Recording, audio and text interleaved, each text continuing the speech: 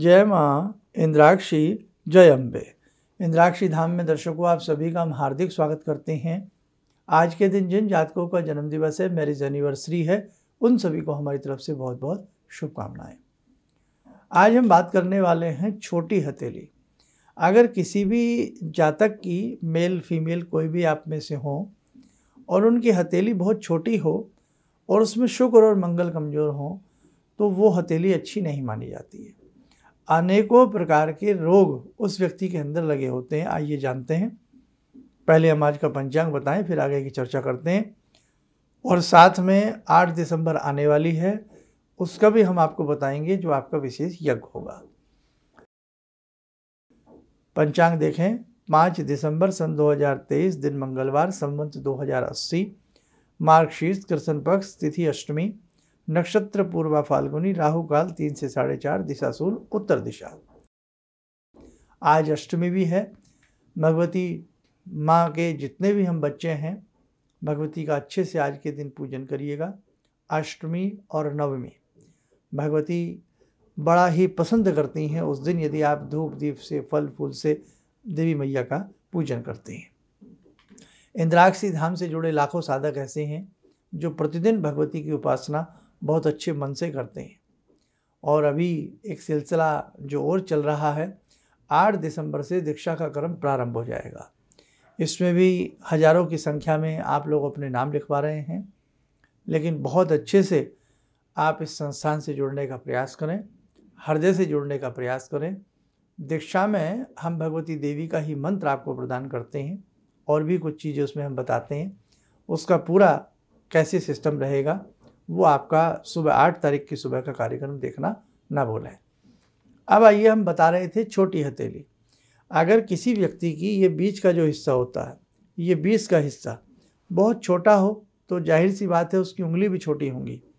अब बात कोई ऐसा हो सकता है कि हथेली छोटी हो, उंगलियां काफ़ी लंबी हो, ऐसा भी होता है। लेकिन छोटी ही हथेली है, छोटी छोटी उंगलियां हैं और हमारे अंगूठे के नीचे इस स्थल पर शुक्र होता है। ऊपर की तरफ, इस यहाँ से ऊपर की तरफ मंगल होता है। यदि ये दोनों ग्रह अत्यधिक जर्जर अवस्था में हो, अत्यधिक कमज़ोर अवस्था में हो और ऊपर से छोटी हथेली हो, ऐसे व्यक्ति को अनेकों प्रकार के रोग ऐसे व्यक्ति के शरीर में लगे होते हैं। शुगर की समस्या, नीज घुटनों की समस्या, तो कई बार पूरे शरीर में दुखन तकलीफ की समस्या भी ऐसे व्यक्ति को बनी रहती है।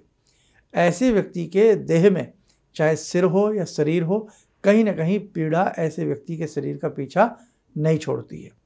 अगर शुक्र और मंगल कमज़ोर हैं तो हमेशा ध्यान रखें, कभी भी ज्योतिष की बात करें, कोई एक आधी किताब पढ़ के, एक आधा योग सुन के उस चीज़ को ना समझा करें आप।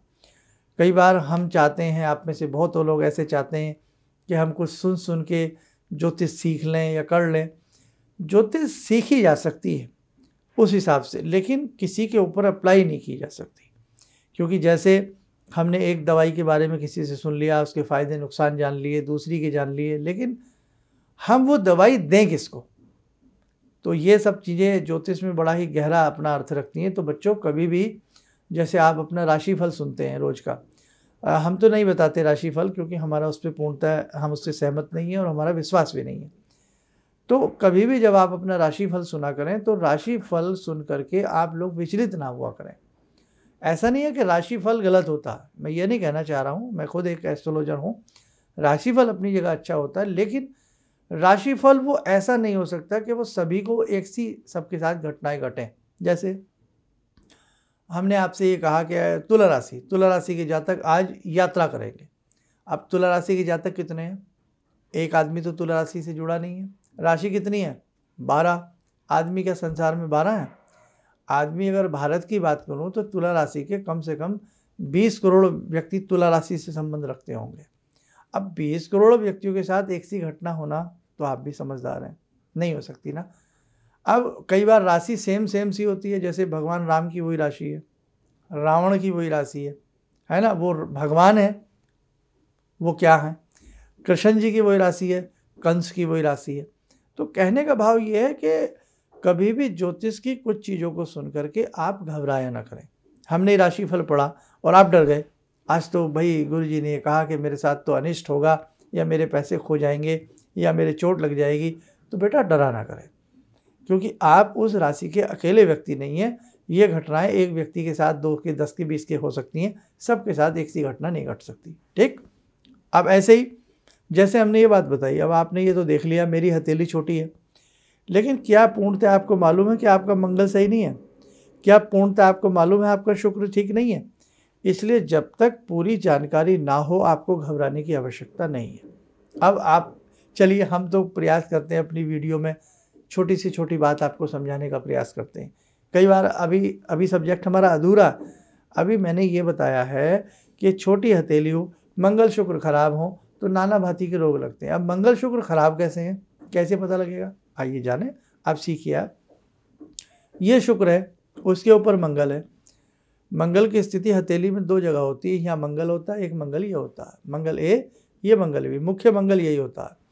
चंद्रमा के ऊपर भी मंगल होता है, इसलिए चंद्र मंगल की दोस्ती होती है। अब देखो, ये शुक्र है जिस व्यक्ति की यहाँ पर ये बहुत दबा हुआ गड्ढा सा होगा, आड़ी तिरछी काली रेखाएं होंगी, जाल सा बना होगा, सारी रेखाएं खंड विखंड होंगी, और या वहाँ से उस व्यक्ति की हड्डी सी उकरी हुई होगी, आपका शुक्र अच्छा नहीं है। ऐसे ही मंगल सेम, बहुत आपस में ग्रिल से बने हों, या कुंदुक के चिन्ह बने हों, अंगूठे की खाल सी बहुत ज़्यादा सुकड़ी सी पड़ी हो, बहुत सारी रेखाएं खाल के माध्यम से बन रही हों, आपकी स्किन के माध्यम से बन रही हों, और उसमें भी क्रॉस से नज़र आ रहे हों, और या धंसा हुआ मंगल हो, मंगल शाइनी। ये तो सिर्फ मोटी मोटी सी पहचान है। इसके अलावा जो लोग इस विद्या में हैं, इस क्षेत्र में हैं, और बहुत सारी ऐसी चीज़ें देख करके पकड़ी जाती हैं कि आपका मंगल अच्छा नहीं है, आपका शुक्र अच्छा नहीं है। ब्लड देखने में सबका लाल है ना, लेकिन उसी ब्लड का जब चेकअप किया जाता है, टेस्ट किया जाता है, तो उसी ब्लड में किसी को शुगर है, किसी को नहीं है। ब्लड सबका लाल है, देखने में सारा एक सा लगता है। उसी ब्लड में किसी के भयानक से भयानक रोग भी छिपे हैं जब टेस्ट किया जाता है, और किसी को सब कुछ नॉर्मल है, कोई बीमारी नहीं है। तो बेटा कभी भी ऐसे कोई एक आधी बात सुन करके किसी के भी मुख से आप लोग घबराया ना करें। और हाँ, कोई आपको लालच दे दे कि अब तो आपकी राशि पे ये आ रहा है, आपकी राशि पे ये ग्रह बैठ जाएगा और आप माला माल हो जाएंगे, तो भैया ये भी बहुत बड़ा प्रसन्नता का सब्जेक्ट नहीं है। माला माल तो व्यक्ति अपने भाग्य से ही होता है, अपनी मेहनत से ही होता है। तो जहाँ किसी छोटी चीज़ को सुनकर डरना नहीं है, तो वहीं कोई बढ़ा चढ़ा करके आपको खुश करने की कोशिश कर रहा है, तो बहुत जल्द खुश भी नहीं होना चाहिए। गंभीरता से काम लेना चाहिए, वक्त का इंतज़ार करना चाहिए, जो होगा सो देखा जाएगा। और एक बात ध्यान रखना, अपने भगवान पर विश्वास रखना, अपनी मेहनत पर विश्वास रखना, अपने कर्म पर विश्वास रखना, और अब जो भी आप साधनाएं कर रहे हैं वो करते रहना।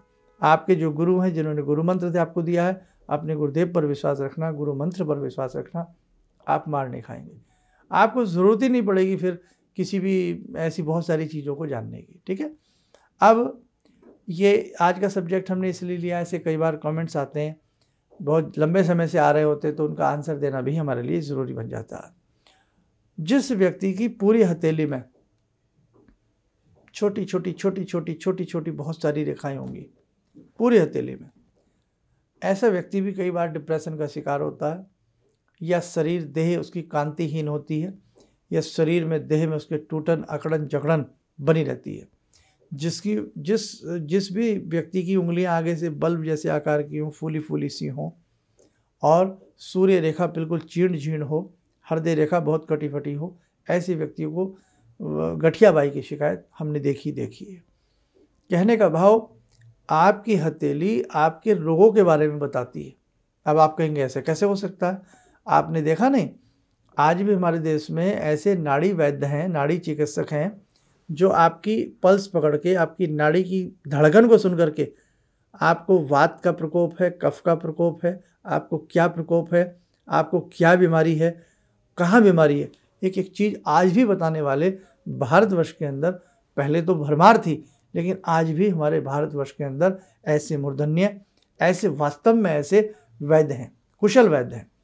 तो जैसे नाड़ी की धड़कन से आपके रोगों का पता लगता है, वैसे आपके हाथ की रेखाओं से आपके जीवन का, आपके भविष्य का, आपकी घटनाओं का, और ख़ास तौर से जो आपकी समस्या जीवन में चल रही है उसे कैसे सुलझाया जा सकता है, पता लगता है। और सबसे बड़ी बात, हथेली की रेखाओं के लिए आपकी डेट ऑफ बर्थ, आपका समय, किसी चीज़ की आवश्यकता नहीं पड़ती है। तभी तो कहा जाता है जब कभी भी जीवन में आपको ये लगे कि हम बहुत परेशान हैं, जीवन बहुत परेशानी में गुजर रहा है, हमें क्या करना चाहिए? किसी सुलझे हुए एस्ट्रोलॉजर को, खासतौर से पामिस्ट को अपनी हथेली दिखाइए और उसके उपाय कीजिए। उपायों में मंत्र साधना आपको अधिक करनी चाहिए। तो हमारे भगवान न करे कोई व्यक्ति बीमार हो, तो यदि कोई भी साधक नाना भांति की बीमारियों से गुजर रहा हो तो या तो वो अपनी हथेली जरूर एक बार दिखाए, और नहीं तो वो राम रक्षा स्तोत्र और इंद्राक्षी स्तोत्र का पाठ करे। और यदि किसी को पढ़ने में दिक्कत हो, भाई बहुत ऐसे व्यक्ति होते हैं नहीं बहुत अच्छे से पढ़ पाते हैं, तो ऐसे व्यक्तियों को ओम ह्रीम ह्रीम सूर्याय नमः, इतना तो हम बोल ही सकते हैं, ओम ह्रीम ह्रीम सूर्याय नमः प्रातःकाल सूर्य भगवान का स्मरण करके इस मंत्र का जाप करना चाहिए। चलिए अब ध्यानमाला लेते हैं। ध्यानमाला के बाद 2 मिनट का आपको उसके बारे में बताएंगे जो आपके लिए यज्ञ होना है, और भी 1-2 बातें जुड़ते हैं आज की इस ध्यान साधना में भगवान श्री राम से। ओम रामो राजमणि सदा विजयते, रामं रमे संभजे, रामेण विहता निशाचर चमू, रामाय तस्मै नमः। रामानास्ति परायणं परतरं, रामस्य दासोऽम्यहम्। रामे चित्तलया सदा भवतु मे, भो राम मामुद्धर। राम रामेति रामेति, रमे रामे मनोरमे, सहस्रनाम तत्तुल्यं, राम नाम वरानने। आदो राम तपोवनं दिगमनं, हत्वा मृगं काञ्चनं, वैदेहीहरणं जटायुमरणं, सुग्रीवसंवासनं। बाले निग्रहणं समुद्रतरणं, लङ्कापुरे दाहनं, पश्चात् रावणकुम्भकर्णहननम्, एतद्धि रामायणम्।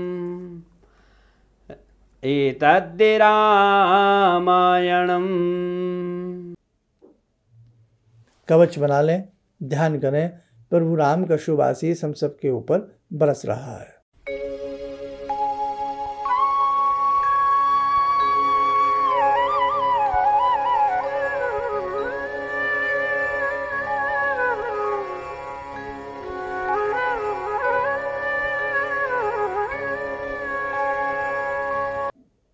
ओम बोलते हुए नेत्र खोलें, सामान्य हो जाए। देखो साधकों, 8 तारीख की सुबह का कार्यक्रम देखिएगा, और जो भी दीक्षा लेना चाहते हैं, संस्थान से जुड़ना चाहते हैं, या जिन्होंने पहले कहीं दीक्षा ली है तो दोबारा भी दीक्षा लेना चाहते हैं, तो आप दीक्षा ले सकते हैं। और 8 तारीख से दीक्षा का कर्म प्रारंभ रहेगा। और अभी अपना नाम, नंबर और कहाँ से आप लोग हैं ये लिखवाते जाइएगा। 8 तारीख के बाद का दूसरा संदेश ये है कि जो पहले दीक्षा ले चुके हैं, संस्थान से जुड़ चुके हैं, वो हम एक नया रिकॉर्ड बना रहे हैं सबके लिए। तो वो पुराने हमारे जितने भी साधक हैं, दीक्षित हैं, वो सब अपना नाम, नंबर, फ़ोन नंबर ज़रूर लिखवाने का 8 तारीख के बाद प्रयास कीजिएगा।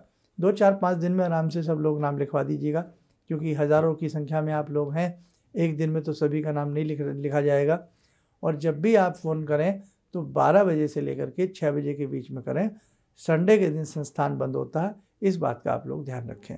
दूसरी बात, 8 तारीख को जिन लोगों ने 40 दिन की साधना की थी, 8 तारीख की सुबह 10 बजे से 12 बजे के बीच का यज्ञ का समय रहेगा। इन बिटवीन आप भी अपने घर में बैठकर जो मंत्र दीक्षा के दिए गए थे, उसमें दिए गए थे आपको 40 दिन की साधना में, वो आप पढ़ सकते हैं। जो ऑफिस में हो, बाहर हो, दूर हो, तो वो मन ही मन गायत्री मंत्र का जप करें, निवारण मंत्र का जप करें। और यदि संभव हो सके 8 तारीख को, तो वो लोग गाय को कुछ हरा चारा, कोई पेड़ी, गुड़ आदि खिला दें, या कहीं फल बांट दें, पक्षियों में दाना डाल दें। इतना आप लोग भी थोड़ा सा करने का प्रयास करना। इतना भी ना हो सके तो कम से कम गायत्री मंत्र उस दिन चलते फिरते पूरे दिन सूर्य निकलने से लेकर के सूर्य छिपने तक आप गायत्री मंत्र और निवारण मंत्र चलते फिरते ऐजपा जप के रूप में आप लोग करते रहना, ठीक है। और 10 से 12 का समय बड़ा ही शुभ समय चुना गया है। उत्पन्ना एकादशी है, 8 दिसंबर है, उस दिन आप सबके नाम से यज्ञ होने जा रहा है। बस भगवती से प्रार्थना करते हैं, हे जगजननी, हे भगवती, ऐसे ही अपने चरण शरण में हमें बिठा करके रखना, ऐसी ही भक्ति की ज्योत हमारे मन में जगा करके रखना, जन्म जन्मांतर तक हे जगदम्बे हम आपके बच्चे बने रहें, आपसे हम जुड़े रहें। और जितने भी हमारे साधक हैं, साधिकाएँ हैं, जितने भी दीक्षित हैं, अदीक्षित हैं, सभी की हे भगवती आप मनोकामना पूर्ण करना। चलिए, आप स्वस्थ रहें, सुखी रहें। इन्हीं शुभकामनाओं के साथ हम अपनी वाणी को विराम देते हैं। जय जय अम्बे। मुझे ये अंदर से विश्वास हो रहा था कि जो चीज़ 2-3 मैं ढूंढ रही हूँ, क्योंकि थोड़ी बहुत मैं भी भगवान में आस्था रखती हूँ, तो मैं ये सोची थी कि मुझे वो चीज़ें मिल जाएंगी।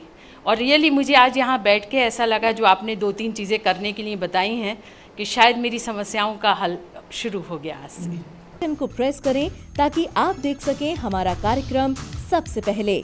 और अधिक जानकारी के लिए फेसबुक पेज को लाइक करना ना भूलें।